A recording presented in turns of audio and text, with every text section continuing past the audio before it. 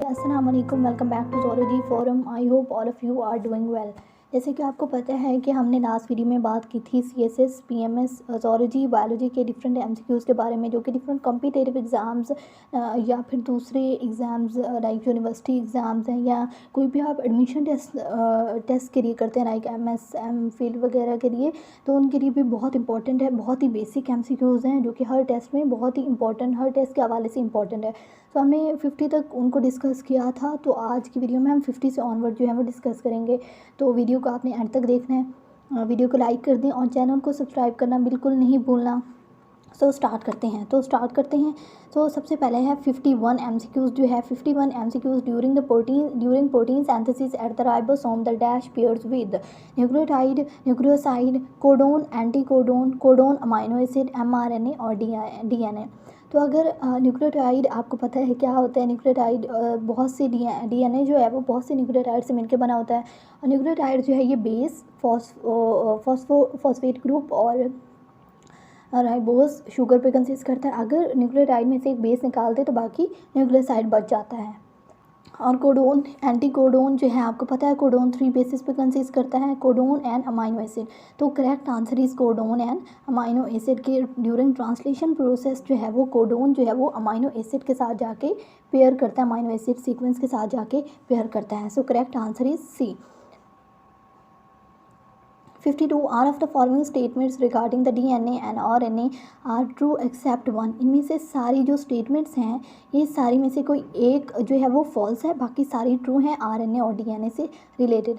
RNA is related single stranded and DNA is double stranded. आपको पता है कि आरएनए जो है वो सिंगल स्ट्रैंडेड होता है, जबकि डीएनए जो है इसका स्ट्रक्चर जो है वो डबल हेलिकल होता है, डबल स्ट्रैंडेड होता है। So it is a correct. RNA contains the base thymine and DNA contains the base uracil. तो ये हमारा आंसर जो कि है फॉल्स, क्योंकि आरएनए के पास जो है वो बेस यूरासिल होती है, मतलब उल्टा हो गया। डीएनए के पास बेस होती है थायामीन, जो कि थायामीन जो है वो थायामीन को रिप्लेस कर दिया जाता है आरएनए में यूरासिल से। तो करेक्ट आंसर हमें बी पे ही मिल गया है। नेक्स्ट जो है वो 53rd पे है, which of the following are the pyrimidine bases found in RNA. अब पायरीमिडीन और 2 टाइप्स की बेसिस होती हैं, पायरीमिडीन बेसिस होती हैं और दूसरी होती हैं प्यूरीन बेसिस। जो पायरीमिडीन बेसिस होती हैं ना वो होती हैं thiamine and cytosine, thiamine and cytosine. जबकि जो दूसरी टाइप्स की होती है ना प्यूरीन बेसिस, वो होती हैं एडेनिन एंड गुआनिन। तो इसमें क्या आता है आपको पता है कि डीएनए के अंदर एडेनिन थायामीन के साथ पेयर करता है, जबकि गुआनिन साइटोसिन के साथ पेयर करता है। लेकिन यहाँ पे बात किसकी हो रही है, आरएनए की बात हो रही है। और आरएनए में मैंने बताया कि थायामीन की जगह क्या होता है, यूरासिल। तो यहाँ पे आपने देखना है कि पायरीमिडीन बेसिस जो है यहाँ पे इसका मतलब है ये होना चाहिए ना यूसी, कि पायरीमिडीन बेसिस जो है वो आरएनए के अंदर थायामीन से रिप्लेस होकर यूरासिल आ जाना है। तो आप इनमें देखिए, पहला है guanine, adenine, cytosine, thymine, adenine, uracil, cytosine and uracil. तो यूसी क्या बनता है, cytosine and uracil. So last one is correct. उसके बाद नेक्स्ट नंबर पे है 54 पे है, the DNA replication is said to be semiconservative because. अब सेमी कंजर्वेटिव का मतलब क्या होता है कि डीएनए की रेप्लिकेशन जो होती है ना वो डिफरेंट टाइप्स की होती है, लाइक कंजर्वेटिव, सेमी कंजर्वेटिव। तो इस तरह की सेमी कंजर्वेटिव का मतलब होता है कि ये जो डीएनए के 2 स्ट्रैंड्स हैं ना, ठीक है, अगर मैं इनको यहाँ पे ओपन करके कर देती हूँ, ये 2 डिफरेंट डीएनए स्ट्रैंड्स हैं, ठीक है, ये ओपन हुआ है। अब ये जो एक स्ट्रैंड है ये क्या करेगा, अब ये जो एक स्ट्रैंड है ये किसी और ये रेप्लिकेट करके अपने साथ वाला बना लेता है, और ये भी रेप्लिकेट करके अपने साथ वाला दूसरा बना लेता है। तो ये जो है ये इस तरह कौन से 2 एक डीएनए मॉलिक्यूल से कितने बन गए, 2 बन गए। और 2 जो हैं वो अपने पेरेंट दोनों से मुख्तलिफ बनते हैं, ठीक है। तो 2 बनते हैं लेकिन दोनों जो है वो पेरेंट से मुख्तलिफ होते हैं। अब यहाँ पे आप देखिए कि सेमी कंजर्वेटिव इनमें से कौन सी है, ये एरर फ्री होती है, नहीं ये एरर इसमें हो सकते हैं रेप्लिकेशन के प्रोसेस में, बेशक वो कोई सा भी हो, सेमी कंजर्वेटिव हो, कंजर्वेटिव हो, उन सब में एरर्स हो सकते हैं। नेक्स्ट नंबर पे है कि it results in 1 new DNA molecule and 1 parental molecule. इसका मतलब है कि एक डीएनए मॉलिक्यूल मतलब पेरेंट्स का बनेगा और एक जो है वो न्यू बनेगा। तो ऐसा कुछ नहीं होता, ये दोनों ही बिल्कुल चेंज होते हैं, दोनों मॉलिक्यूल्स जो हैं वो बिल्कुल चेंज होते हैं। It results in 2 DNA molecules, इसके ठीक है 2 डीएनए मॉलिक्यूल्स बनते हैं, etch consisting of 1 new strand and 1 parental strand. That is the correct answer कि इनमें जो है वो एक दो डीएनए के मॉलिक्यूल बनते हैं और दोनों में एक स्ट्रैंड जो है वो पेरेंट का स्ट्रैंड होता है और एक डॉटर स्ट्रैंड होता है। So correct answer is C. Next बात करते हैं, नेक्स्ट 55th MCQs के बारे में बात करते हैं। That is the fact that more than one codon in mRNA can code for particular amino acid is referred to as degeneracy. So referred to as degeneracy. So answer is A is correct. अब मैं बता देती हूँ answer A correct क्यों है, क्योंकि total जो है वो 20 डिफरेंट टाइप्स ऑफ कोडोन्स पाए जाते हैं जो कि 64 different type of amino acids के लिए स्पेसिफिक होते हैं, उनको स्पेसिफाई करते हैं, उनके लिए कोड करते हैं। सो इसको कहते हैं डीजेनरेसी ऑफ जेनेटिक कोड। ठीक है, तो नेक्स्ट 56 पे है, which of the following occurs during the transcription. Transcription के प्रोसेस के दौरान क्या अकर करती है। Messenger RNA is produce. आपको पहले बता दूं कि ट्रांसक्रिप्शन का प्रोसेस होता है क्या। एक होता है प्रोसेस ट्रांसलेशन और दूसरा होता है ट्रांसक्रिप्शन। ट्रांसलेशन का प्रोसेस क्या होता है कि उसके अंदर ट्रांसक्रिप्शन का प्रोसेस में DNA से जो है वो mRNA बनता है। DNA से RNA बनता है और RNA कौन सा बनता है, मैसेंजर RNA, जिसके पास सारी प्रोटीन बनाने की इंफॉर्मेशन होती है और इससे फिर mRNA से क्या बनते हैं, प्रोटीन्स। तो DNA से mRNA को बनने को ट्रांसक्रिप्शन कहते हैं, जबकि mRNA से प्रोटीन्स के बनने को क्या कहते हैं, ट्रांसलेशन। तो यहाँ पे हमने देखना है कि ट्रांसक्रिप्शन में क्या होता है, मैसेंजर RNA इज़ प्रोड्यूस्ड। सो हमें तो सबसे पहले ही आंसर ठीक मिल गया कि मैसेंजर RNA, ठीक है, DNA से मैसेंजर RNA बनता है, तो फर्स्ट आंसर इज़ करेक्ट। हमें आगे जाने की ज़रूरत ही नहीं पड़ी। सो नेक्स्ट जो है क्वेश्चन उसके बारे में बात करते हैं। 57 पे है, which of the following occurs at the beginning of translation. इनमें से कौन सा प्रोसेस है जो कि ट्रांसलेशन के स्टार्ट में होता है। तो सबसे पहले क्या है कि सबसे पहले है UGA codon is align with the P side of ribosome के। UGA कोडोन जो है वो पी साइड ऑफ राइबोसोम की डिफरेंट साइड्स होती हैं, PA इस तरह E, तो इसमें UGA कोडोन। तो यहाँ पे इसी का बता देती हूँ, UGA क्या है, ये एक स्टॉप कोडोन होता है। तो UAG, UUA और UAA और UGA ये तीनों जो हैं ये स्टॉप कोडोन होते हैं। जब प्रोटीन के फॉर्मेशन जो होती है वो रोकनी होती है तो स्टॉप कोडोन आते हैं, तो ये तो इनकरेक्ट हो गया। उसके बाद नेक्स्ट नंबर पे है AUG is aligned with the P side of ribosome. तो AUG कोडोन जो है ये स्टार्ट कोडोन है, तो करेक्ट आंसर जो है वो हमारा बी वाला होगा कि सबसे पहले स्टार्ट कोडोन आता है पी साइड ऑफ राइबोसोम के पास और वहाँ पे आके अलाइन करता है। So correct answer will be B. Next 58th MCQs हैं, homologous chromosomes carry genes for same traits but not necessarily for same expression of traits. कि जो होमोलोगस क्रोमोसोम्स होते हैं वो सेम ट्रेट्स तो उनके पास होते हैं, ऐसे जीन्स कैरी करते हैं जिनके सेम ट्रेट्स होते हैं, लेकिन ज़रूरी नहीं है कि वो सेम एक्सप्रेस भी करें। तो ये जो है ये फॉल्स है, बिकॉज दे एक्सप्रेस सिमिलर और इनके पास ट्रेट्स भी सेम होते हैं तो वो सिमिलर ही एक्सप्रेस करते हैं। 59 है, जेनेटिक रिकम्बिनेशन और crossing over is a major form of genetic variation. Crossing over आपको पता है, लास्ट वीडियो में भी बताई थी कि क्रॉसिंग ओवर जो है वो जो होमोलोगस क्रोमोसोम जो होते हैं ड्यूरिंग म्यूसिस 1 जो है वो अपने सेगमेंट्स जो है वो एक्सचेंज करते हैं एक दूसरे के साथ, तो that is crossing over, segments का एक्सचेंज होना। अब सेगमेंट्स एक्सचेंज होने की वजह से क्या होगा, genetic recombination, combination of chromosomes बनेंगे, तो इस तरह genetic variation at the end जो है वो आएगी। सो it is true. Prophase begins once daughter chromosomes appear at opposite poles of the cell। कि वो कहते हैं कि prophase which is the first phase of mitosis, कि वो तब शुरू होती है जब डॉटर क्रोमोसोम्स जो होते हैं वो ऑपोजिट पोल्स पे जा चुके होते हैं। तो ऐसा कुछ नहीं होता, क्योंकि जो है जब एक दफ़ा आप ये सेल देखें ना तो इसमें वो कहते हैं कि यहाँ पे ऑपोजिट पोल्स पे जो है वो क्रोमोसोम्स आ जाते हैं, तो उसमें उसके बाद प्रोफेज स्टार्ट होती है। तो आपने प्रोफेज के स्टेप्स पढ़े हैं, प्रोफेज, मेटाफेज, एनाफेज, टीलोफेज। तो इसमें क्या होता है कि प्रोफेज के अंदर तो उनकी कंडेंसेशन होती है, ठीक है, क्रोमोसोम्स की। उसके बाद मेटाफेज में उनके दरमियान में यहाँ पे अलाइनमेंट होती है, एनाफेज के अंदर उनकी सेपरेशन होती है और फाइनली वो टीलोफेज के अंदर यहाँ पे सेपरेट होते हैं। सो ये क्या होगा, फॉल्स, क्योंकि करेक्ट आंसर इसका होता, अगर यहाँ पे प्रोफेज की जगह टीलोफेज होता तो हम इसको करेक्ट कंसीडर करते। नेक्स्ट 61 MCQs हैं। नेक्स्ट 61 MCQs हैं। The The fifth end of one DNA strand would be directly across from third end of the sister strand. The term anti-parallel strand refer to this condition. अगर हम DNA का structure देखें तो उसमें एक strand जो होता है इस तरह कुछ होता है, इसमें एक स्ट्रैंड जो होता है ये 5 प्राइम होता है और दूसरा जो है वो 3 प्राइम होता है। तो इसी तरह ये 3 प्राइम होगा और ये 5 प्राइम होगा। तो इस तरह मतलब एंटी पैरेलल स्ट्रैंड्स होते हैं। तो इन स्ट्रैंड्स के एक जो है बेसिकली ये जो डिफरेंस होता है ना 5 और 3 का, ये it is basically due to carbon numbers कि किस कार्बन नंबर पे वो जाके जो फॉस्फेट ग्रुप प्रेजेंट है, तो उसकी वजह से 5 प्राइम और 3 प्राइम इनको नाम लिया जाता है। सो इनको एंटी पैरेलल स्ट्रैंड्स कहा जाता है। तो ये ट्रू होगा। There are 20 different codons, each occurring one for each neatly occurring amino acid. So it is correct. मैंने आपको पहले ही बताया कि there are 20 different codons होते हैं जो कि स्पेसिफाई होते हैं डिफरेंट अमाइनो एसिड्स के लिए। Point mutations are the source of new genetic material and account for evolutionary chain. Most point mutations are detrimental. आपको पता है कि पॉइंट म्यूटेशंस क्या होती हैं? पॉइंट म्यूटेशंस होती हैं कि अगर जो उनकी न्यूक्लियोटाइड की सीक्वेंस है उसके अंदर कोई चेंज आ जाता है तो दैट आर पॉइंट म्यूटेशंस। कोई एक न्यूक्लियोटाइड जो है वो तब्दील हो जाता है तो एक्सचेंज हो जाता है तो उसको कहते हैं पॉइंट म्यूटेशंस हो गई हैं। तो पॉइंट म्यूटेशंस की वजह से जो एवोल्यूशनरी चेंज भी आता है, म्यूटेशंस भी होती हैं, तो इस तरह एवोल्यूशनरी चेंज का भी सबब बनती हैं। बट मोस्ट पॉइंट म्यूटेशंस जो होती हैं वो बहुत ज़्यादा डेट्रीमेंटल होती हैं, ख़तरनाक होती हैं, क्योंकि उनकी वजह से डिफरेंट डिसीजेज़ हो सकती हैं, सिंड्रोम्स हो सकते हैं। सो इट इज़ ट्रू है। Next 64 MCQs is nondisjunction यूडी results in portions of chromosome breaking and reattaching in novel veg.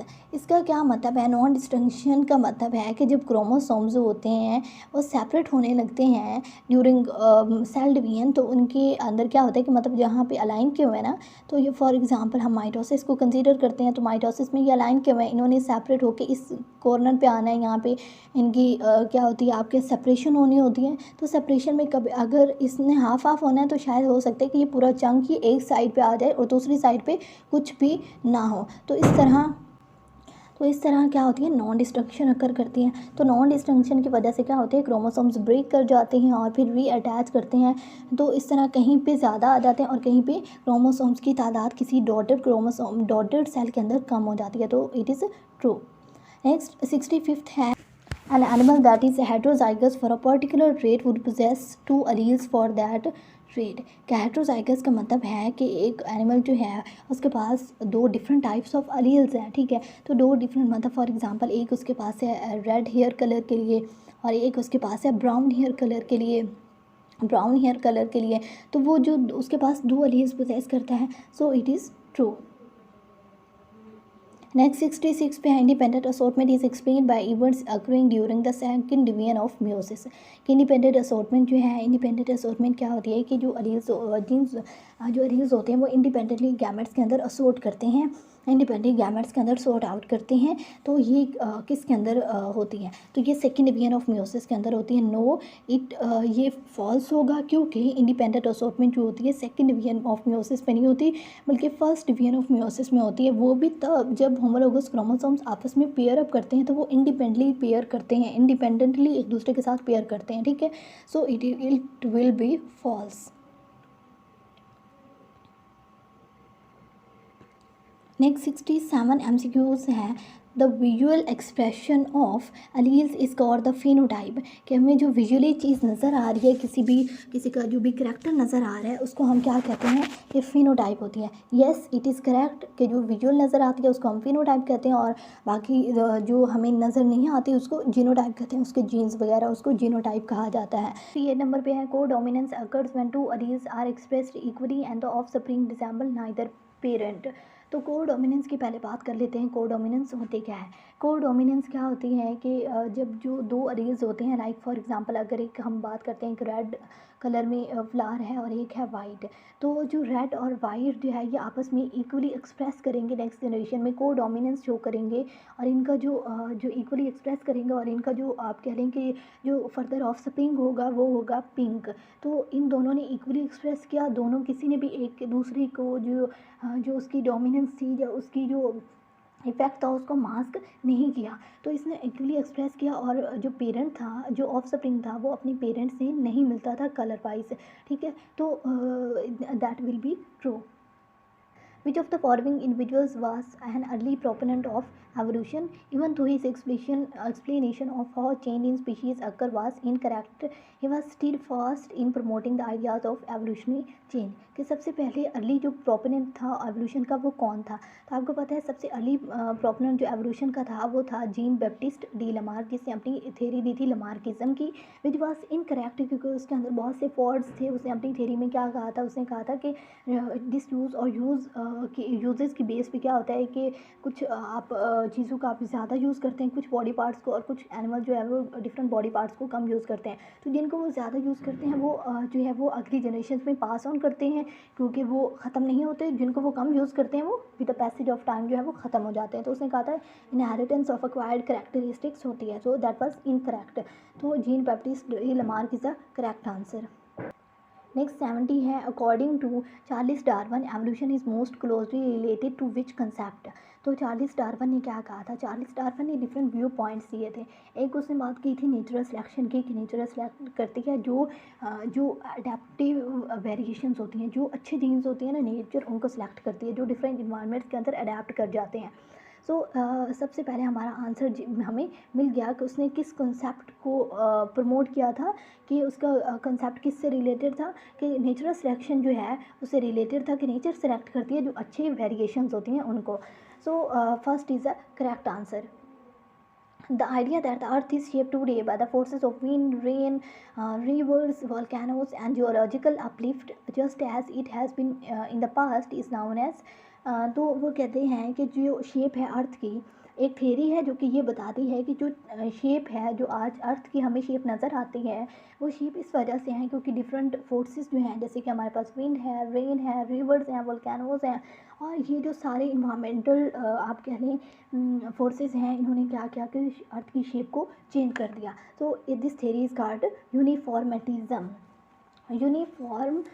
Uniformitarianism. So phyletic gradualism की अगर हम बात करें, कि आपको ये होगा फाइलेटिक ग्रेजुअलिज्म क्या होती है? तो फाइलेटिक ग्रेजुअलिज्म होती है बेसिकली कि जो चेंजेस आती हैं, एवोल्यूशनरी चेंजेस, वो with the passage of time, मतलब थोड़े थोड़े ग्रेजुअली चेंजेस आते हैं। जबकि पंक्टेटिव इक्विलिब्रियम कहती है कि जो चेंजेस आते हैं, जो एवोल्यूशन होती है वो सडन होती है। सो ये नहीं होते। तो नेचर सेलेक्ट करती है अच्छी वेरिएशंस को। तो करेक्ट आंसर विल बी ए है दैट द नेक्स्ट द 72 पे है कि जो थेरी थी यूनिफॉर्मिटेरियनिज्म की, वो थेरी किसने दी थी? चार्लिस डार्विन ने दी थी, अल्फ्रेड रसल वेलिस ने दी थी, James Hutton and Charles Lyell ने दी थी, एंड जॉन हेंसलो ने दी थी। तो correct answer is C, James Hutton and Charles Lyell. So next 73, the discovery of fossils of horses, giant armadillos and giant sloths in South America suggested to Charles Darwin that इन सब की discovery ने Charles Darwin को क्या suggest किया? Horses evolved in Europe when were brought to America by early explorers. The species composition of Earth has changed through geological history. So correct answer is B, क्योंकि ये species उसने उसे suggest किया था कि जो species different types of species जो होती हैं, उनकी जियोलॉजिकल हिस्ट्री में with the passage of time जो है वो उनकी कंपोजिशन जो है उनके अंदर थोड़ी बहुत चेंजेस आती रहती हैं, उनकी कंपोजिशन जो है वो चेंज होती रहती है। So second point is a correct. Next, 74th is the formation of new species from an ancestral species in response to opening new habitats is neutral selection, natural selection, new Darwinism, adaptive radiation. Neutral selection का मतलब है कि ज़्यादातर जो evolutionary changes आई हैं वो molecular level पे होती हैं। नेचुरल सिलेक्शन आपको पहले ही पता है। न्यू डार्विनिज्म क्या कहती है कि इसको मॉडर्न सिंथेसिस भी कहा जाता है। और न्यू डार्विनिज्म क्या कहती है कि वेरिएशंस जो होती हैं वो प्रोड्यूस होती हैं ड्यू टू जीन म्यूटेशंस।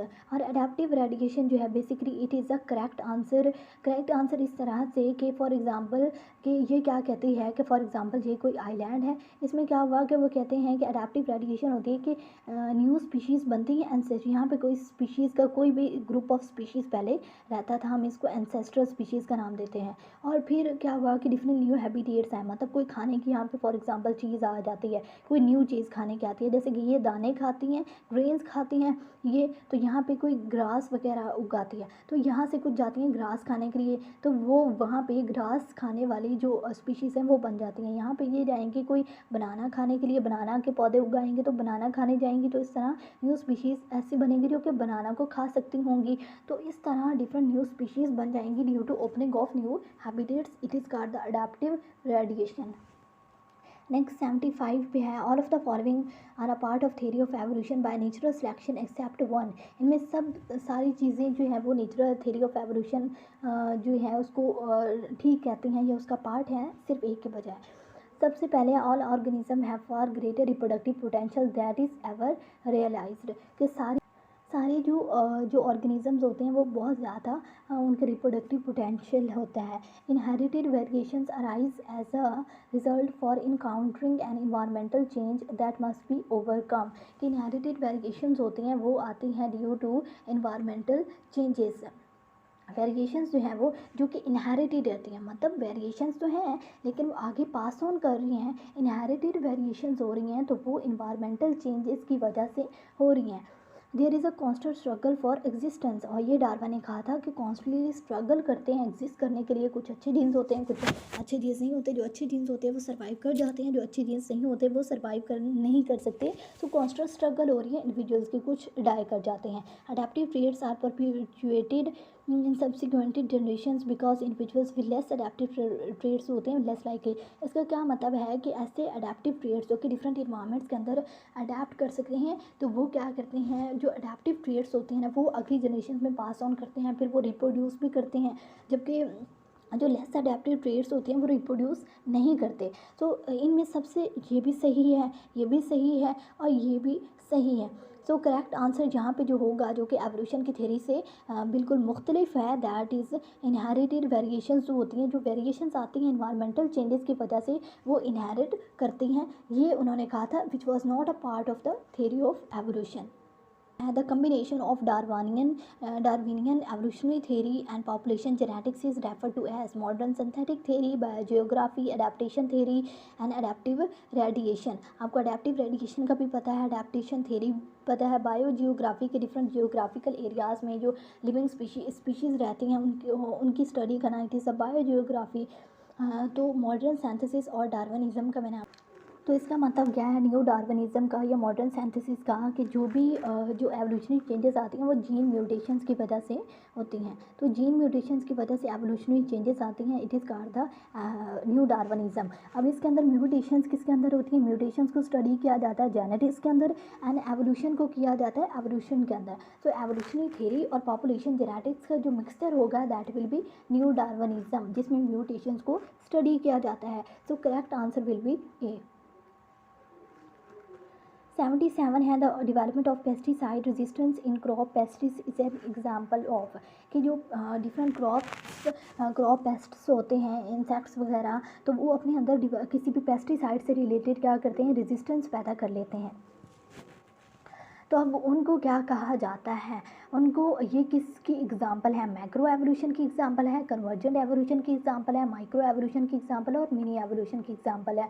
सबसे पहले मैक्रो एवोल्यूशन। मैक्रो एवोल्यूशन का क्या मतलब है कि एवोल्यूशन जो है वो अबव द स्पीशी लेवल होती है, स्पीशी लेवल से ऊपर की जो एवोल्यूशन होती है ना, डिफरेंट फाइलम्स के अंदर, क्लासेस के अंदर जो एवोल्यूशन आती है that is the macro evolution. Convergent evolution कहते हैं कि इसमें, अच्छा कन्वर्जेंट एवोल्यूशन से पहले ना मैं एक दो और चीज़ें समझा देती हूँ।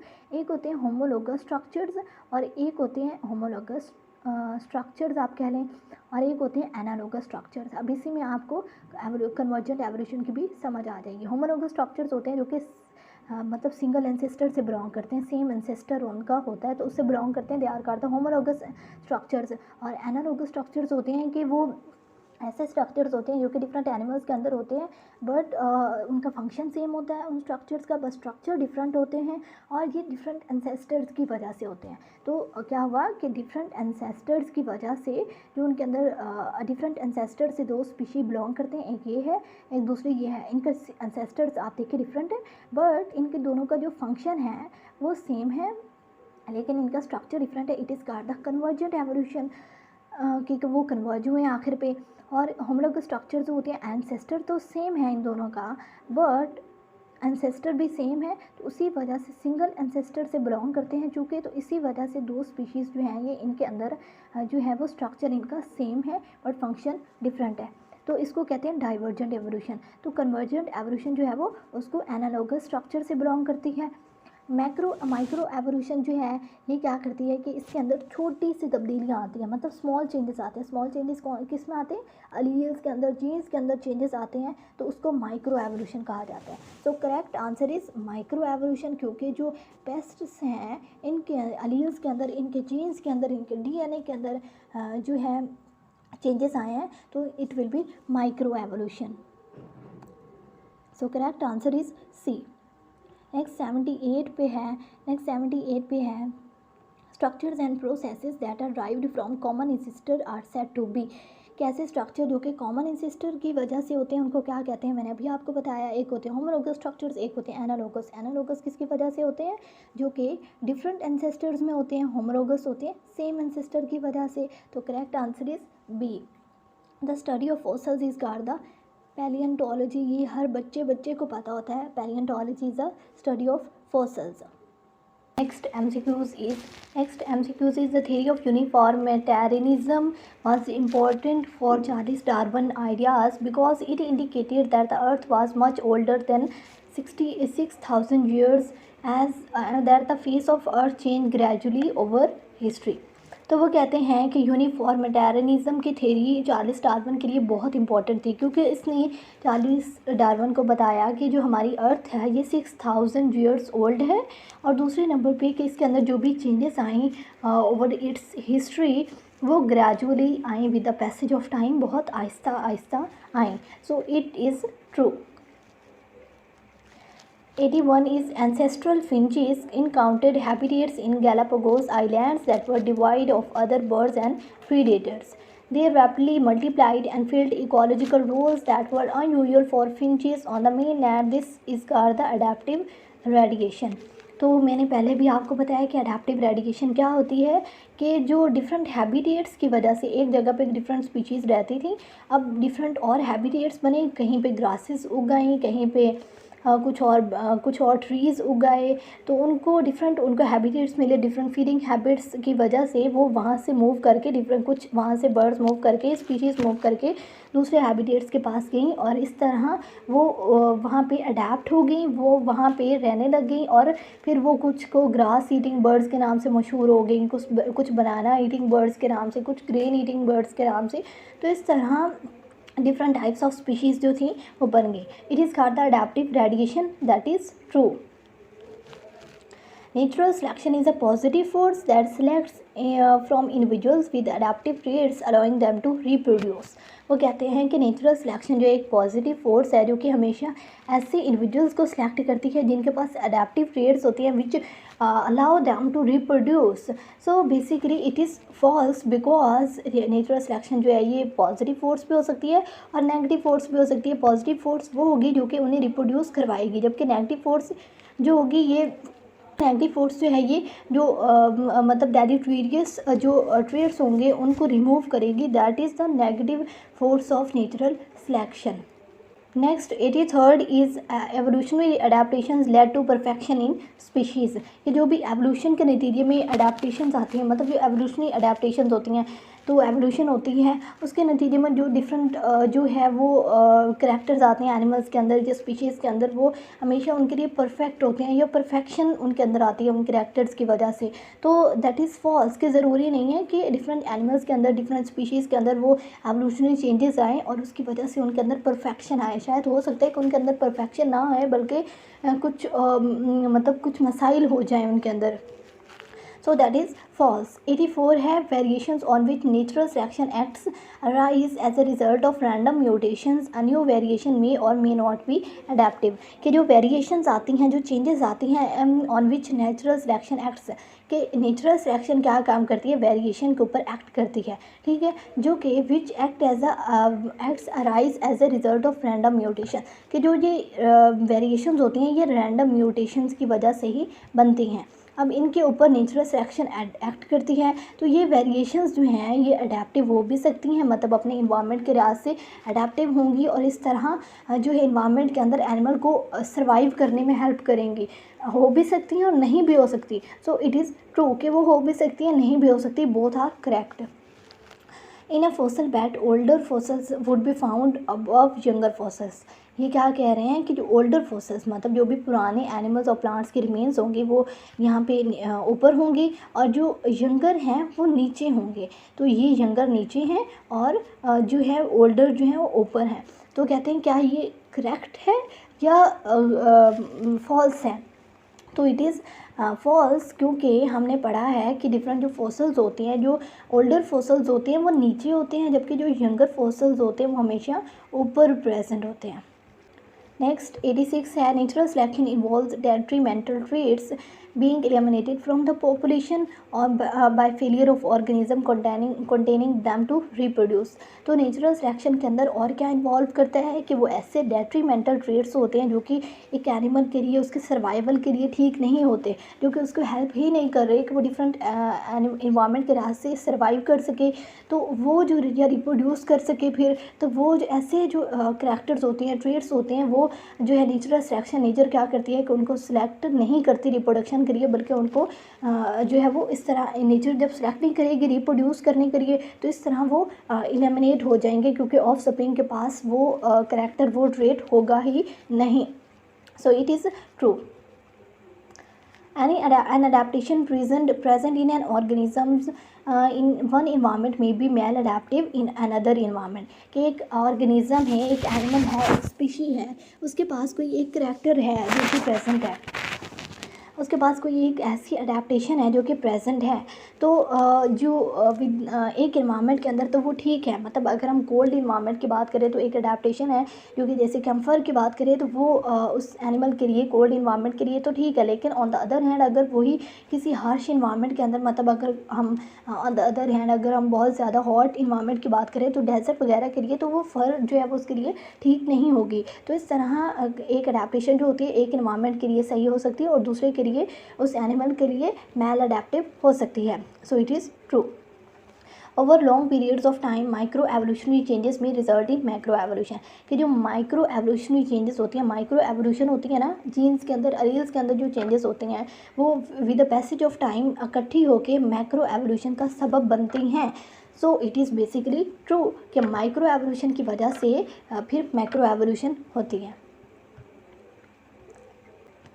New structures and processes are usually result of evolutionary changes in existing structures and processes. New structures and processes are usually the result of evolutionary changes in existing structures and processes। क्या कह रहे हैं कि जो new structures हैं किसी भी animal के अंदर वो किस चीज़ का रिजल्ट है? एग्जिस्टिंग स्ट्रक्चर्स के अंदर डिफरेंट एवोल्यूशनरी चेंजेस आए, डिफरेंट चेंजेस आए हैं पहले वाले करैक्टर्स के अंदर, जिसकी वजह से न्यू करैक्टर्स न्यू स्ट्रक्चर्स जो है वो एक एनिमल के पास होते हैं। So it is true. The results of convergent evolution are correctly depicted in tree diagrams. के जो रिजल्ट्स हैं कन्वर्जेंट एवोल्यूशन के उनको ट्री डायग्राम्स में शो किया जाता है।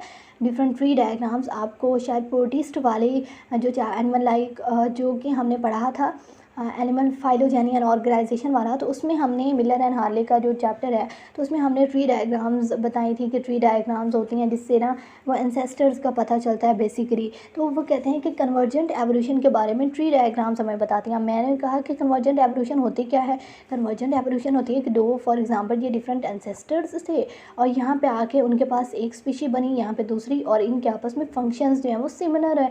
तो वो कहते हैं इसको हम ट्री डायग्राम्स में शो करते हैं। नो, हम इसको ट्री डायग्राम्स में शो कर ही नहीं सकते। हम तो उसको शो करते हैं जिसका यहाँ पे एंसेस्टर सिमिलर होता है और यहाँ पे उसके वो डिफरेंट ऑफ स्प्रिंग्स होते हैं, उनको हम जो है वो ट्री डायग्राम्स में शो कर सकते हैं। तो कन्वर्जेंट एवोल्यूशन में एंसेस्टर जो है वो डिफरेंट होते हैं तो उनको हम ट्री डायग्राम्स में शो नहीं करते। Next one is dash is the study of kinds and diversity of organisms and evolutionary relationships among them। तो अगर हम इस क्वेश्चन की बात करें, सबसे पहले सिस्टमैटिक्स, वो क्या कहते हैं कि हम जिसमें काइंड्स भी स्टडी करें, डाइवर्सिटी की भी, कितने ऑर्गेनिजम्स कितनी तादाद में पाए जाते हैं, और सेकंड नंबर पे हम उनके आपस में एवोल्यूशनरी रिलेशनशिप्स भी देखें कि आइदर वो ऑर्गेनिजम्स जो हैं वो आपस में रिलेट करते हैं और इंसिस्टर जो है उनके आपस में रिलेट करते हैं, तो उनको हम किस ब्रांच में, इन 4 जो नीचे दिए गए हैं इनमें से किस में स्टडी करते हैं। सिस्टमैटिक्स बेसिकली जो है इट इज़ द स्टडी, सो हमारा आंसर जो है वो सिस्टमैटिक्स ही है, क्योंकि इसी ब्रांच में हम एवोल्यूशनरी रिलेशनशिप्स भी और डाइवर्सिटी ऑफ ऑर्गेनिजम्स को भी स्टडी करते हैं। सेकंड नंबर पे है नोमेनक्लेचर, तो आपको पता है नेमिंग ऑफ एनिमल्स जो है, डिफरेंट एनिमल्स को, स्पीशीज़ को, ऑर्गेनिजम्स को, डिफरेंट ऑर्गेनिजम्स को साइंटिफिक नेम्स देना, उसको कहते हैं नोमेनक्लेचर। बायोजियोग्राफी, जो डिफरेंट जो जियोग्राफिकल डिस्ट्रीब्यूशन होती है एनिमल्स एंड प्लांट्स की, उसको बायोजियोग्राफी कहते हैं। और यहाँ पे फाइलोजेनेटिक्स है, जो कि हम जो कि डिफरेंट एंसेस्टर्स जो होते हैं उनको स्टडी करना, डिफरेंट ऑर्गेनिज्म जो हैं वो सिमिलर एंसेस्टर से बिलोंग करते हैं, सिमिलर से नहीं बिलोंग करते, तो इन चीज़ों को स्टडी करना फाइलोजेनेटिक्स में आ जाता है। So correct answer will be systematic. Next है a group of animal that share a particular set of characters forms an assemblies, कि ऐसा ग्रुप ऑफ एनिमल्स जो कि पर्टिकुलर मतलब उनके ख़ास किस्म के, उनके स्पेशल कैरेक्टर्स होते हैं, उनको क्या कहते हैं, इंटीरोन कहते हैं। इंटीरोन की बात करें तो इंटीरोन जो होता है ये न्यूक्लियोटाइड की सीक्वेंस होती है, और फोटोन जो है it is a particle of light energy, and exon भी न्यूक्लियोटाइड सीक्वेंस होती है, और लास्ट वन है टेक्सोन। तो taxon is the correct answer, क्योंकि ये वो पर्टिकुलर ग्रुप्स होते हैं एनिमल्स के जो कि डिफरेंट सेट ऑफ करेक्टर जो हैं वो सिमिलर शो करते हैं। इनके अंदर डिफरेंट होते हैं, kingdom, phylum, class, order, domain, genus, family, species, तो ये सारे आ जाते हैं।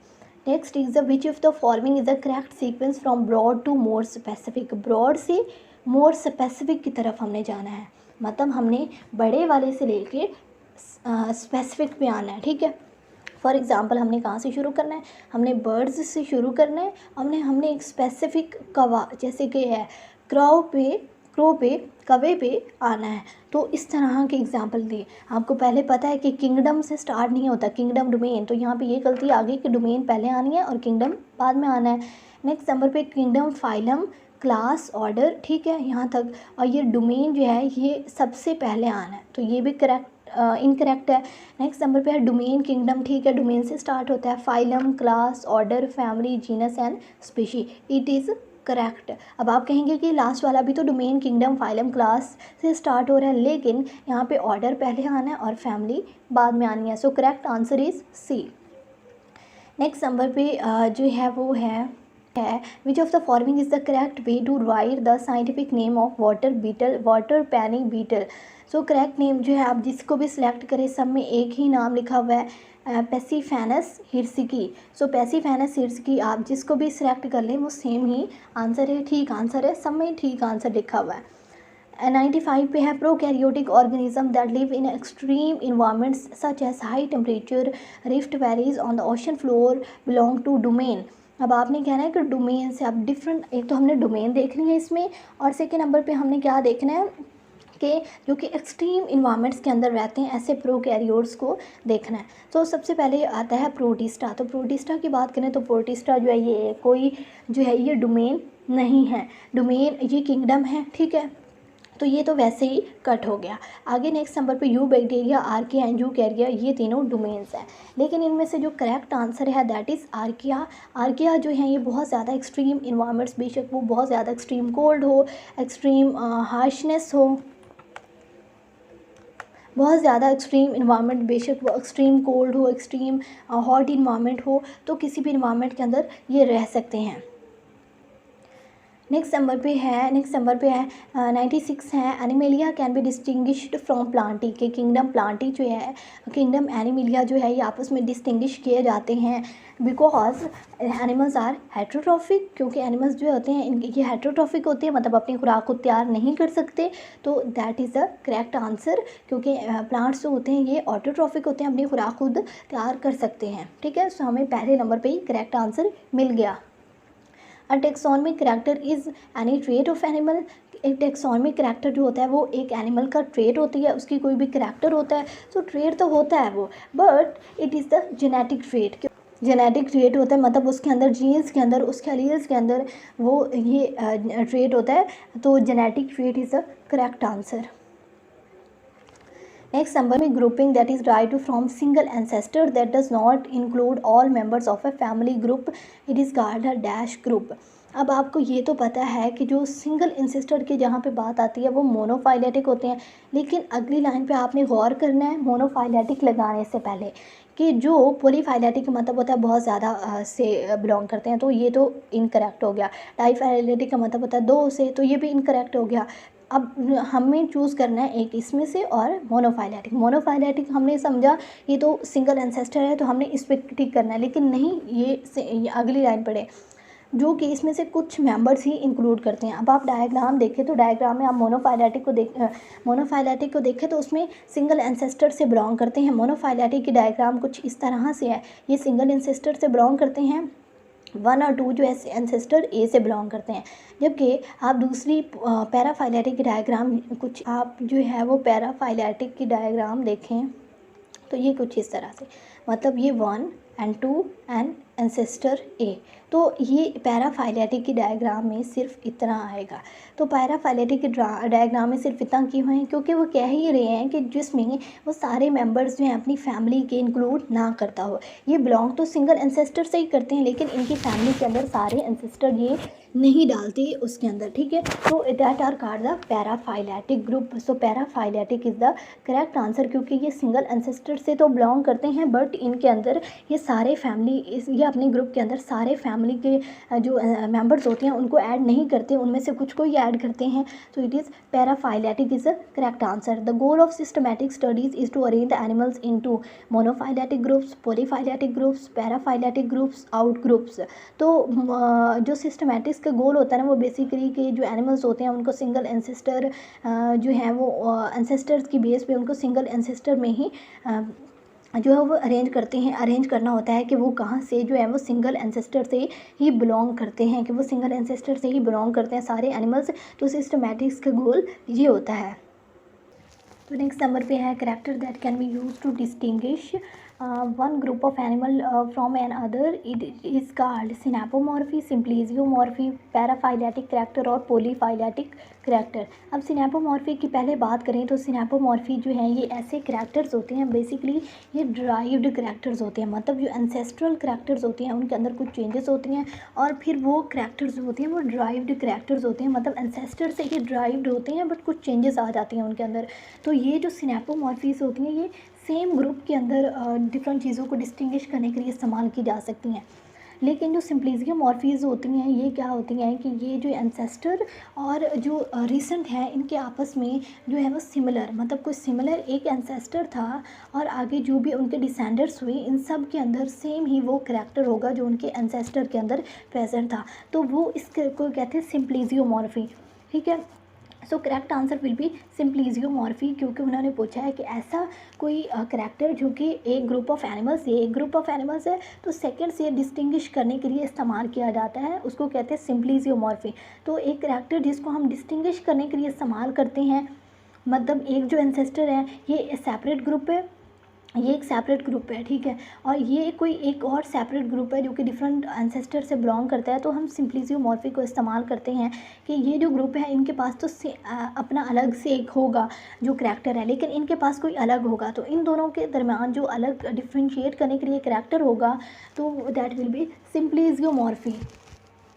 A structure that is near the plane that divides an animal into equal left and right halves। तो ऐसा कोई स्ट्रक्चर एक ऐसा स्ट्रक्चर जो कि एनिमल के कौन से ऐसे प्लेन के पास हो, कौन से ऐसे प्लेन के पास हो, कौन सी ऐसी पोजीशन में हो जो कि एनिमल को इक्वल लेफ़्ट और राइट हाफ्स में डिवाइड कर दें। तो मीडियल इन पोजीशन, मीडियल का मतलब होता है दरमियानी, मतलब फॉर सपोज ये कोई एक इंसान है, कोई एनिमल है, तो इसके यहाँ पे दरमियान में कोई दरम्यान में कोई ये मीडियल इन पोजीशन अगर कोई प्लेन पास करवाया जाएगा तो वो इसको equal right and left halves में डिवाइड कर देगा। On the other hand interior in the position अगर अंदर की तरफ होगा तो वो उसको मतलब आप कह लें ज़्यादा लेफ़्ट साइड पे होगा, ज़्यादा राइट साइड पे होगा तो वो उसको इक्वली डिवाइड नहीं करेगा। लेटरल इन पोजीशन तो इसी तरह वो भी नहीं करेगा, डिस्टल पोजीशन में होगा वो भी नहीं करेगा। सो correct answer is medial in position. Next one is the development of a coelom in an animal is always associated with कि एक एनिमल के अंदर सिलोम जो है बॉडी कैविटी जो है जिसके अंदर इंटरनल ऑर्गन्स प्रेजेंट होते हैं तो वो किसके साथ एसोसिएटेड होता है? बाइलेटरल सिमेट्री के साथ, एसिमेट्री के साथ, डिप्लोप्लास्टिक ऑर्गेनाइजेशन के साथ और ट्रिप्लोप्लास्टिक ऑर्गेनाइजेशन के साथ। आपको ये तो पता है कि डिफरेंट जर्म लेयर्स होती हैं एनिमल के अंदर, कुछ के अंदर 2 लेयर्स होती हैं, कुछ के अंदर एक लेयर और कुछ के अंदर 3 लेयर्स होती हैं। तो ये एक को कहते हैं ectoderm, endoderm, mesoderm and endoderm. जो डिप्लोप्लास्टिक एनिमल्स होती हैं उनके अंदर ये जो मीजोडर्म है ये दरमियान वाली ये लेयर इनके पास नहीं होती, जबकि जो ट्रिप्लोब्लास्टिक होते हैं इनके पास ये सारी लेयर्स होती हैं। तो ट्रिप्लोब्लास्टिक एनिमल्स के पास सिलोम जो होती है बॉडी कैविटी जो होती है बेसिकली उन एनिमल्स के पास होती है जिनके पास ये मीजोडर्म होती है। So correct answer will be triploblastic organisation. ठीक है। The dorsal surface of a frog is at frogs कि जो फ्रॉग की डोर्सल सरफेस है वो कहाँ पे होगी? उसके रेयर एंड पे होगी, उसके हेड एंड पे होगी, उसकी बैक साइड पे होगी और उसकी बेली साइड पे होगी। तो उसकी डोर्सल सरफेस जो है मतलब तो वो कहाँ पे होगी? आप डायग्राम देखें ज़रा तो आपको समझ लग जाएगी कि जो ऊपर वाला पार्ट है ना फ्रॉग का ये क्या है? ये उसकी डोर्सल सरफेस है। ठीक है। अब रेयर एंड ऊपर वाला पार्ट जो है इसको डोर्सल सरफेस कहते हैं। ठीक है। तो अब रेयर एंड अगर हम पहला ऑप्शन देखें रेयर का मतलब होता है पीछे वाला, तो यहाँ पे पीछे वो नहीं present, so incorrect. Head and सर पे भी डोर्सल सरफेस नहीं प्रेजेंट और back, so correct answer is back कि उसकी जो बैक साइड है वो डोर्सल सरफेस है। The eubacteria are the most primitive life forms कि यू बैक्टीरिया जो है ये सबसे प्रिमिटिव लाइफ फॉर्म्स हैं। ट्रू और false? So it is true. Next one is in a monophyletic grouping there is often more than one kind of ancestral animal कि monophyletic mono का क्या मतलब होता है? वन। तो मोनो के अंदर तो वन ही होंगे, वन से ज़्यादा हो ही नहीं सकते। सो it is false. Triploblastic animals whose mesodermally derived tissues form a solid mass of cells between ectoderm and endoderm are said to be acoelomate. तो मैंने आपको कहा कि ट्रिप्लोब्लास्टिक कौन से होते हैं? ये एक क्या होगी? Ectoderm, mesoderm, endoderm. तो उनके पास क्या है? एक्टोडर्म और एंडोडर्म के दरमियान क्या है? मीजोडर्म है। तो मीजोडर्म जिनके पास होती हैं उनके पास क्या होती है? बॉडी कैविटी होती है। तो वो कौन सी एनिमल्स होते हैं? सिलोमेट एनिमल्स होते हैं। तो यहाँ पे उन्होंने क्या बोला है? वो एसिलोमेट होते हैं। तो it is false. Next one is the formation of distinct head is called the cephalization which is associated with the bilateral symmetry.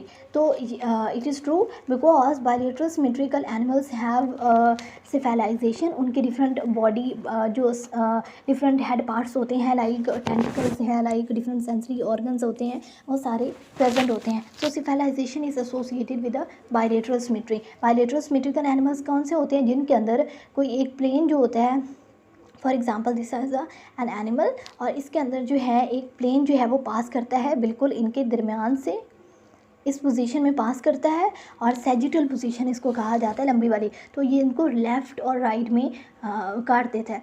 So it is bilateral symmetry. Next one is the ankle is distal to knee कि जो ankle है उसकी position क्या है? Distal है नी के साथ। तो आप डायग्राम देखें तो आपको पता चल रहा है कि एंकल और नी जो है ये डिस्टल पोजीशन में है। So it is true. The oral end of C anemone contains tentacles and mouth. तो यस जो है सी एनिमोन के जो ओरल एंड है माउथ वाली साइड जो है वहाँ पे माउथ भी प्रेजेंट है और टेंटिकल्स भी प्रेजेंट हैं। A coelom is a body cavity that is completely surrounded by mesodermally derived tissues. मैंने कहा भी यही कि जो सिलोम होता है वो कहाँ पे होता है? मेसोडर्म की मेसोडर्म कंटेनिंग एनिमल्स के अंदर होता है जो ट्रिप्लोप्लास्टिक एनिमल्स होते हैं। So it is surrounded by मेसोडर्मली derived tissues. So it is true. A transverse plane divides a bilateral animal into left and right mirror images. So ये करेक्ट है या फॉल्स है?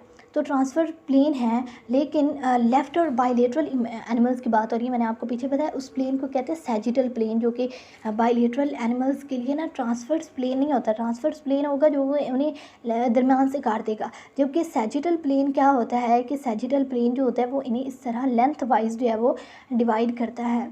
So it is called the sagittal plane, और bilateral animals के अंदर sagittal plane होता है, so it is false.